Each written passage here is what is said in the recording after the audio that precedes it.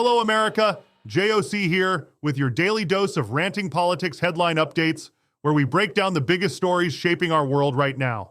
We've got a power-packed show for you today, diving into some massive developments from the new Trump administration.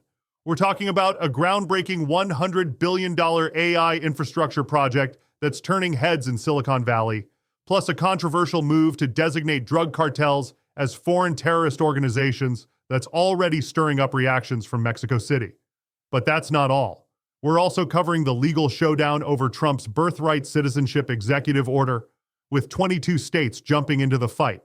Plus, we've got concerning reports about Hamas regaining control in Gaza and a bold move by Trump to strip security clearances from dozens of former intelligence officials over the Hunter Biden laptop controversy. Stay with me as we break down these stories and what they mean for America and the world. Trust me, you won't want to miss this.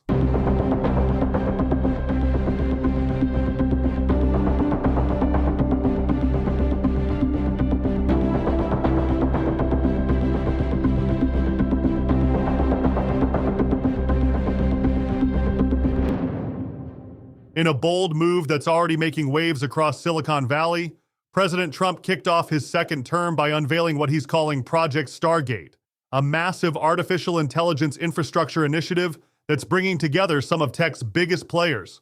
Fox Business reports that Trump made the announcement from the Roosevelt Room, flanked by tech heavyweights Sam Altman of OpenAI, Larry Ellison of Oracle, and SoftBank's Masayoshi Son. This isn't just another tech project. We're talking about a $100 billion initial investment that's set to expand to a whopping $500 billion over the next 4 years.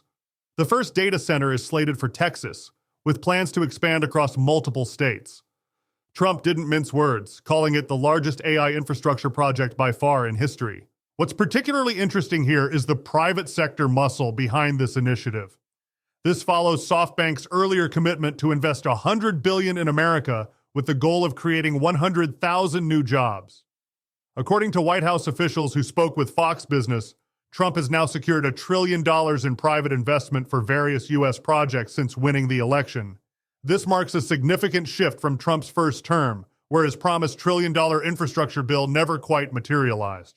While Biden did manage to push through his own infrastructure package in 2021, this new AI initiative represents a different approach, leveraging private sector investment rather than government spending. For those keeping score, this is just one piece of Trump's busy first days back in office.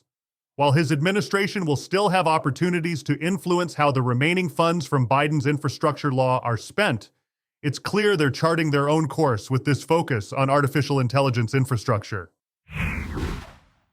President Trump has just dropped another bombshell executive order, this time taking aim at drug cartels by moving to designate them as foreign terrorist organizations. According to AP reports, the order specifically highlights Mexican cartels and other Latin American groups like Venezuela's Tren de Aragua and MS-13 as threats to American security and regional stability. Mexico's President Claudia Sheinbaum was quick to respond, emphasizing that any implementation would require close coordination between the two governments. She made it clear that while Mexico supports fighting drug cartels, they'll be defending their sovereignty every step of the way. As she put it, the U.S. can handle things in their territory while Mexico handles theirs.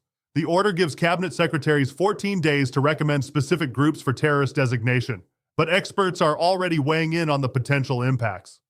Vanda Felbab-Brown from the Brookings Institution warns this could have massive implications for both trade and migration. Since cartels control much of the migrant smuggling routes, anyone who's paid them to cross could potentially be disqualified from seeking asylum. However, former DEA Foreign Operations Chief Mike Vigil is calling this more political theater than practical policy. He points out that many anti-terrorism powers are already being used in counter-narcotics operations. The main changes would likely involve asset seizures, sanctions on U.S. citizens doing business with these groups, and blocking their members from entering the country. This comes at a particularly tense time, with cartel violence intensifying in northern Mexico following the detention of Sinaloa cartel leader El Mayo Zambada. We're seeing increasingly sophisticated tactics from these groups, including drone warfare and improvised explosive devices, while they continue expanding into new criminal enterprises from migrant trafficking to the avocado trade. The latest clash between Trump and Democratic states is heating up as 22 Democrat-led states and 2 major cities have launched legal challenges against his executive order on birthright citizenship. This marks the first major legal showdown between Trump's new Justice Department and Democratic attorneys general, with separate lawsuits filed in Massachusetts and Washington state.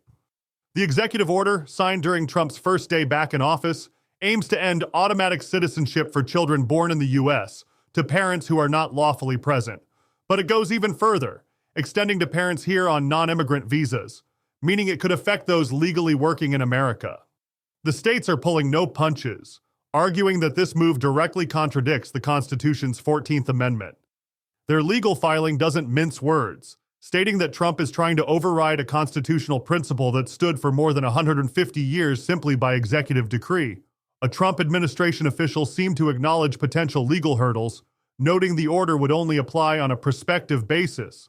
But that hasn't stopped the ACLU from joining the fray with their own challenge filed just hours after Trump signed the order.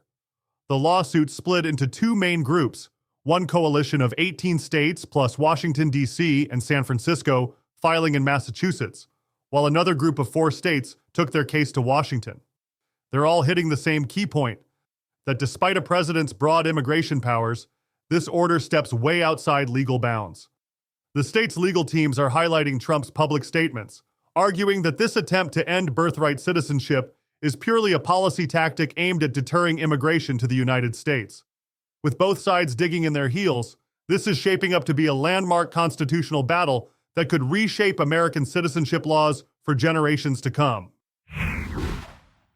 In a stunning development from Gaza, Hamas has effectively reclaimed control of the Strip, marking a significant setback to Israel's war objectives. The terror group has deployed thousands of troops back onto the streets, managing law and order under the latest ceasefire agreement, largely because Israel failed to establish an alternative governing structure. The reality of Hamas's renewed control became unmistakably clear when their fighters openly gathered in Gaza City's Saraya Square during the first day of the ceasefire. In what many view as a bold display of defiance, they flashed victory signs while surrounding Red Cross vehicles carrying freed Israeli hostages. This development has dealt a serious blow to Israel's stated war aims. As Gershon Baskin from the International Communities Organization puts it, seeing armed Hamas soldiers openly patrolling in daylight effectively undermines the progress of Israel's 15-month military campaign. Despite Prime Minister Netanyahu's insistence that dismantling Hamas must be part of any permanent peace agreement, and despite months of systematic targeting of the group's leadership, Hamas has shown remarkable resilience. U.S. officials now estimate that the organization has managed to recover nearly all its losses, contradicting Israel's claims of eliminating 70% of their fighting force. The situation has exposed a critical gap in post-conflict planning. While the U.S. had pushed for the Palestinian Authority to take control of Gaza's reconstruction, Netanyahu rejected all such proposals. This vacuum of authority has allowed Hamas to step back in, with their police force now tasked with restoring order as over 1 million refugees return to their devastated neighborhoods. Israeli Foreign Minister Gideon Sa'ar acknowledges they haven't met their goal of dismantling Hamas, but maintains that the terror group cannot remain in power for any lasting peace. Yet with Hamas police now authorized to carry weapons and manage internal security, albeit with restrictions near Israeli positions, the reality on the ground tells a different story. This development raises serious questions about the effectiveness of Israel's strategy and the future stability of the region. In a bold move that's sending shockwaves through Washington's intelligence community, President Trump has signed an executive order stripping security clearances from 51 former intelligence officials. These officials had previously signed onto a letter suggesting that the New York Post's Hunter Biden laptop story was Russian disinformation, a claim that has since been thoroughly debunked. The executive order, signed on Trump's first day back in office, specifically targets those who helped orchestrate what the administration calls a coordinated effort to discredit legitimate reporting about the Biden family's foreign dealings. The story, which was initially suppressed across major social media platforms, revealed extensive details about Hunter Biden's international business connections. According to the order, these intelligence officials compromised the integrity of the intelligence community by using their credentials and influence to affect political outcomes in the United States. Trump's administration argues that federal policymakers must be able to trust that intelligence analysis is accurate, professional, and free from political manipulation. The revocation of these clearances represents one of the most extensive security clearance purges in recent memory. The administration emphasizes that this action sends a clear message about the consequences of weaponizing intelligence credentials for political purposes. This move aligns with Trump's broader agenda of what he calls draining the swamp and holding accountable those who he believes abuse their positions of trust. As reported by Just the News, the order specifically highlights how these officials' actions led to the suppression of crucial information across social media platforms, effectively limiting public access to information that has since been verified as authentic. This decision marks a significant shift in how the administration plans to handle what it views as politically motivated intelligence community actions.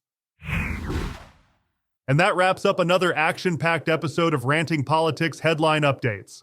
From Trump's massive AI infrastructure deal to the shakeup in the intelligence community, it's been a day of major developments that will shape policy for years to come. Stay up to date with all our latest coverage by following us on X at RantingRP. For deeper dives into these stories and exclusive content, head over to rantingpolitics.com. And don't forget, you can also now find us on YouTube and Amazon's Audible app. This is JOC signing off, and thank you, our loyal listeners, for choosing Ranting Politics Headline Updates. We'll be back soon with the updates you need to navigate these interesting times. Until then, stay tuned, stay informed, and as always, stay free. Hey, you brilliant inventors and creators. Have you crafted a product that's ready to break out from the digital world and hit the physical shelves? Imagine your creation sitting proudly in stores like Walmart, Target, and Home Depot, where 90% of purchases still happen. Well, it's time to turn that vision into reality with Product Fury. At Product Fury, we specialize in bridging the gap between online innovation and retail giants. In fact, we have secured millions of dollars of royalty deals for dozens of products at big box retail stores. Whether you're selling gadgets, home goods, or anything innovative, we're here to amplify your reach. Don't keep your product confined to the web. Visit www.productfury.ai today to submit your information for a free product evaluation. Let's get your products out of the internet cloud and into customer carts. Remember, that's productfury.ai. Make the leap from clicks to bricks and see your product thrive in the bustling aisles of major retailers. It's your time to shine on the big stage. Visit us now